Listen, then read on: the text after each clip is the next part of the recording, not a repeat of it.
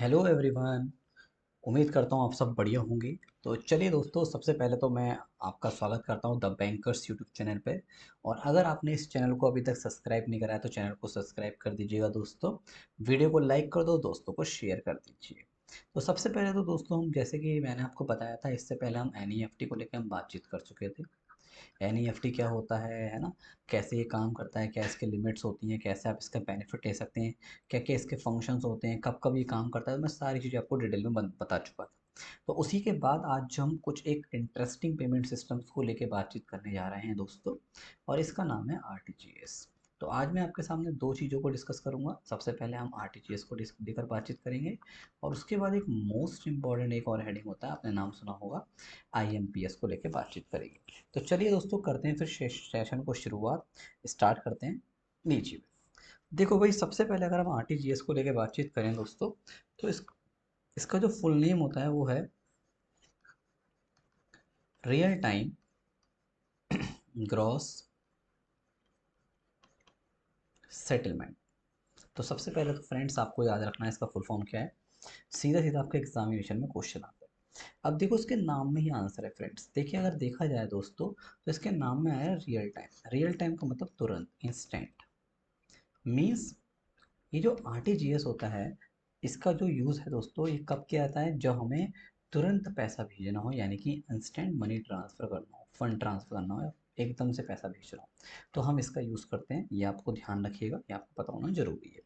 इसके अलावा एक इम्पॉर्टेंट चीज़ मैं आपको और बताना चाहूँगा दोस्तों। जैसे कि अभी हमने एनईएफटी पढ़ा था, है ना। एनईएफटी में क्या था, अगर हमें किसी को पैसा भेजना है तो हम एनईएफटी से भेज सकते हैं। लेकिन मैंने आपको बताया था, क्या वो इंस्टेंट होता है? बिल्कुल नहीं होता, क्योंकि वो आपके बैचेस में काम करता है। किसमें काम करता है दोस्तों? बैचेस में काम करता है। बट ये ऐसा नहीं होता, ये बैच में काम नहीं करता। यहाँ पे आप क्या करेंगे, जैसे ही आप ऑर्डर ऑर्डर करेंगे या फिर अपने पैसे की रिक्वेस्ट डालेंगे, वैसे ही आपके रिक्वेस्ट को प्लेस कर दिया जाता है, यानी कि उसे एग्जीक्यूट कर दिया जाता है। यहाँ पे किसी का वेट नहीं किया जाता। यही रीज़न है कि इंस्टेंट है। आप तुरंत ऑर्डर दो और तुरंत इसको प्लेस कर दिया जाएगा। इस तरीके से हमारा आरटीजीएस काम करता है। अब क्वेश्चन ये है कि सर, इसमें हम एक बैंक से दूसरे बैंक को पैसा भेज सकते हैं? बिल्कुल भेज सकते हैं। सेम दोस्तों, जैसे एनईएफटी में होता है वैसे इसमें होता है। बट ये इंस्टेंट है, बट एनईएफटी इंस्टेंट नहीं होता, है ना। अब क्वेश्चन ये है कि क्या सर आरटीजीएस से हम कितना भी रुपया भेज सकते हैं? तो ध्यान सुनिएगा दोस्तों। अगर मैं आरटीजीएस की लिमिट्स को लेकर बात करता हूँ, तो यहाँ पे बड़ी इंटरेस्टिंग कहानी है दोस्तों। इसकी एक मिनिमम लिमिट है, और वो होती है 2 लाख रुपए। मीन्स ये है दोस्तों, अगर आप आरटीजीएस की मदद से पैसा भेजना चाहते हैं तो आप कम से कम 2 लाख रुपए भेजने पड़ेंगे। 2 लाख से नीचे आरटीजीएस काम नहीं करता। बट अगर मैं मैक्सिमम लिमिट्स को लेकर बात करता हूँ, तो there is no maximum limit. इसका कोई मैक्सिमम लिमिट नहीं होता, ये भी आपको ध्यान रखना है। मतलब मिनिमम 2 लाख रुपए। अगर आप चाहते हैं हम आरटीजीएस से पैसा भेजो, तो कम से कम 2 लाख रुपए आपको ट्रांसफर करने पड़ेंगे, जब भी आप इसका बेनिफिट ले पाएंगे। तो आप ये ध्यान रखना, most important for your examination. अच्छा दोस्तों, एक क्वेश्चन और आता है, क्या एनईएफटी जैसे हमारा प्रेजेंट 24/7 चलता है, क्या ये भी 24/7 है? बिल्कुल दोस्तों। अभी रिसेंट में कुछ समय पहले रिजर्व बैंक ऑफ इंडिया की गाइडलाइंस है, और उसमें भी बोला गया आरबीआई ने कि अभी 24/7 है। आप सातों दिन 24 घंटे आरटीजीएस की मदद से पैसे को ट्रांसफ़र कर सकते हैं। तो ये भी बड़ी अच्छी कहानी है, इंटरेस्टिंग पॉइंट है, ये भी आपको पता होना जरूरी है दोस्तों। याद रखना, पहले पहले ऐसा नहीं होता था, लेकिन अब होने लगा है। तो ये भी आपको पता होना जरूरी है। अब क्वेश्चन एक और आता है कि सर, जैसे कि हमने अभी पढ़ा था पिछले क्लास में, एनईएफटी में हमने डिस्कस किया था दोस्तों, है ना, कि हम जो है एनईएफटी का, अगर मान लो ट्रांजैक्शन फेल हो जाता है या 2 घंटे के अंदर लौटता नहीं है, तो उसमें हमारे बैंक को पेनल्टी लगती है। क्या ऐसा यहाँ पे नहीं हो सकता? बिल्कुल हो सकता है दोस्तों। ऐसा भी तो हो सकता है, मान लो आप आरटीजीएस से पैसा भेज रहे हो, अब आपके पैसा कट गए लेकिन वहाँ पे पहुँचे नहीं। अभी तो इंस्टेंट है, नहीं पहुँचे तो लौट के आए। अगर अभी नहीं होता है ना, पैसे कट गए, लौट के भी नहीं आते, रिटर्न भी नहीं होते, और वहाँ उसके पास जाते हैं, तो अब बैंक को फिर पेनल्टी फेस करना पड़ता है। पेनल्टी बिल्कुल दोस्तों वही सेम होती है जो मैंने बताया था पहले, रेपो रेट प्लस 2%, है ना। अगर लौटने में डिले हो जाती है, भाई सीधी सी बात है, पैसा अभी कटा है तो अभी आया ना इंस्टेंट, अब आ रहा है 2 दिन बाद या फिर 2 घंटे बाद, 3 घंटे बाद, तो ऐसा नहीं होता। फेल ट्रांजेक्शन होते हैं, इंस्टेंट आपका पैसा खाते में आ जाना चाहिए। एक इंपॉर्टेंट चीज़ और याद रखना दोस्तों, जैसे कि हम जब भी आरटीजीएस करते हैं तो वहाँ पे एक नंबर मिलता है, जैसे कि हम बोलते हैं ना, ट्रांजेक्शन आईडी, है ना, रेफरेंस नंबर, तो वो होता है यूटीआर। तो कभी कभी एग्जाम में फुल फॉर्म पूछता है, ये यूटीआर क्या होता है, जिस हम जनरली देखते हैं, जिसका नाम होता है यूनिक ट्रांजैक्शन रेफरेंस नंबर होता है। और ये दोस्तों 22 करेक्टर्स कोड का होता है। तो ये अब याद रखना, अगर कोई आरटीजीएस फेल हो जाता है तो उसको जैसे कि कहाँ रह गया, क्या प्रॉब्लम हो गई, उसको ट्रैक करने के लिए एक तरीके से कह सकते हैं, ट्रैकिंग नंबर आप कह सकते हैं, उसे ट्रैक करके बैंक पता लगाते हैं कि आखिर क्या स्टेटस है, आपका कहाँ पहुँचा है, कितनी देर में पहुँच जाएगा, कितनी देर में रिटर्न आ जाएगा। तो एक तरीके से इसका यहाँ पे किया जाता है, तो ये भी आपको पता होना जरूरी है। बाकी एक बार हम देख लेते हैं। देखो मैंने आपको सारी चीज़ें बताई दी हैं इसकी, है ना। मिनिमम लिमिट मैंने आपको बताई दिया दोस्तों, 2 लाख रुपए होता है, इसका कोई मैक्सिमम लिमिट नहीं होता है। और ये फुल फॉर्म मैंने बताया रियल टाइम ग्रॉस सेटलमेंट है। मतलब ग्रॉस का मतलब ये होता है दोस्तों, यहाँ पे क्या होता है, हमारे एक साथ हमारा इंडिविजुअल मतलब सेटलमेंट किया जाता है। ऐसा नहीं होता कि जो है रिक्वेस्ट आएंगी, वेट करेंगे, बैचेस बनेंगे, ऐसा नहीं होता। ठीक है, तो ये हमारे इंडिविजुअली हमारे ट्रांजेक्शन्स को सेटल किया जाता है, ये आपको मैंने बता चुका हूँ, आप ध्यान रखिएगा। चलिए इसके बाद देखते हैं। ये तो रही आरटीजीएस की कहानी। एनईएफटी मैंने देखो हाथों आपको समझा दिया। उम्मीद करता हूँ आरटीजीएस और एनईएफटी में दोनों में आपको अच्छे से डिफरेंस क्रिएट हो गया होगा, है ना। अब हम बात करेंगे दोस्तों एक बड़ा ही इंटरेस्टिंग, जिसका नाम है आईएमपीएस। चलिए आईएमपीएस से दोस्ती करते हैं। देखो दोस्तों, सबसे पहले इसका फुल फॉर्म जानते हैं। इसका पूरा नाम होता है इमीडिएट पेमेंट सर्विस, ये आपको पता होना चाहिए। दोस्तों याद रखना, सबसे पहले ये जो आईएमपीएस है, पहले बहुत से बच्चे बोलते हैं सर इसमें आई का मतलब इमीडिएट है, एम का मतलब क्या है। दोस्तों याद रखना, ये आई एम का मीन्स इमीडिएट होता है। ठीक है,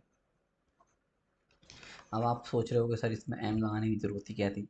चलो मैं आपको इसको भी बताता हूँ दोस्तों। ये हुआ ये था, पहले जब इसको इंट्रोड्यूस कराया गया था ना, तो इसका नाम रखा गया था इंस्टेंट मोबाइल पेमेंट सिस्टम। अच्छा एक बात बताओ, जो लोग आईएमपीएस यूज़ करते हैं, क्या दोस्तों आप मुझे बताइए, क्या ये मोबाइल पे ही होता है क्या? नहीं, ऐसा नहीं था, है ना। तो ये चीज़ हमारा चेंज कर दिया गया और इसका नाम कर दिया इमीडिएट पेमेंट सर्विस। क्या कर दिया? Immediate payment service. कई बार एग्जाम में आता है यहाँ पे इमीडिएट पेमेंट, एस का मतलब क्या होता है? सर्विस होता है, ये आपको अच्छे से पता होना जरूरी है। तो इमीडिएट पेमेंट सर्विस का फुल फॉर्म है।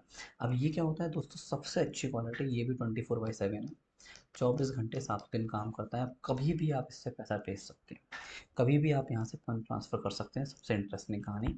और एक सबसे बड़ी बात मैं आपको बताऊँ दोस्तों, इसका कोई मिनिमम लिमिट नहीं होता। नो मिनिमम लिमिट, आपने देखा होगा। और देखा जाए, जब भी हम इमीडिएट में पैसे को भेजते हैं तो हम जनरल वे में मोस्ट ऑफ द केसेस में हम दोस्तों आईएमपीएस का ही यूज़ करते हैं, क्योंकि इसका कोई मिनिमम लिमिट नहीं है। इसके अलावा याद रखना, अभी हाल ही में रिजर्व बैंक ऑफ इंडिया ने इसका एक मैक्सिमम लिमिट सेट कर दिया है, और वो कर दिया है दोस्तों 5 लाख रुपए पर ट्रांजेक्शन। मीन्स आप एक बार में आप 5 लाख तक भेज सकते हैं दोस्तों। याद रखना, पहले ये 2 लाख रुपए था। तो पहले इसका लिमिट कितना था? 2 लाख रुपीज़ पर ट्रांजेक्शन था। अब आरबीआई ने बढ़ा के 5 लाख कर दिया। ये most important question upcoming for examination, याद रखिएगा।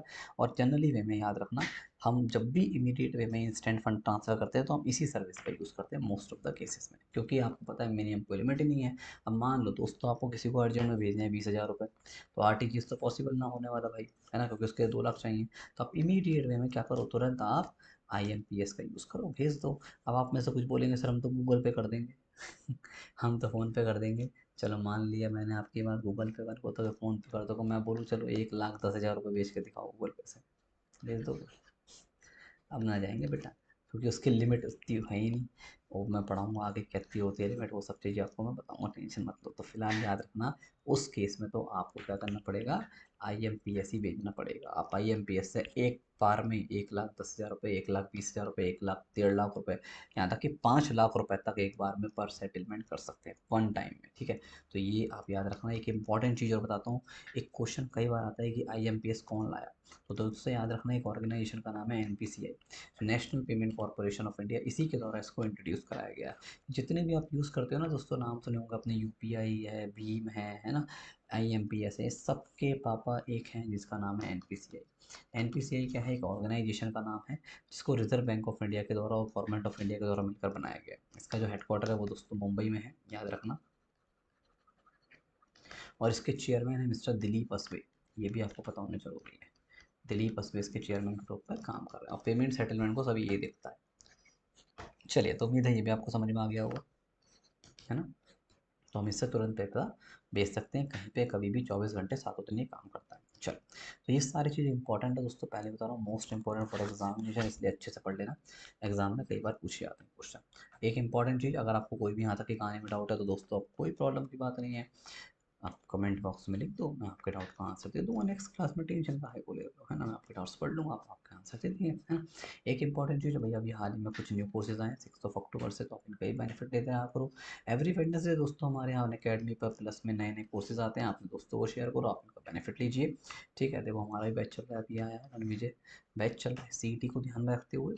ठीक, और दूसरी चीज़ एक इंपॉर्टेंट, कोई भी स्टूडेंट ऐसा है जो कि प्लस वाला बच्चा है, तो अब आप आस्क इट आउट फीचर का यूज़ कर सकते हो दोस्तों, और उससे अपने इंस्टेंट तुरंत डाउट को क्लैरिफाई कर सकते हो। एक इंपॉर्टेंट चीज़ और बताते हैं, अन अकेडमी पे दोस्तों एवरी संडे सुबह 10 बजे होता है अन अकेडमी कॉम्बैट।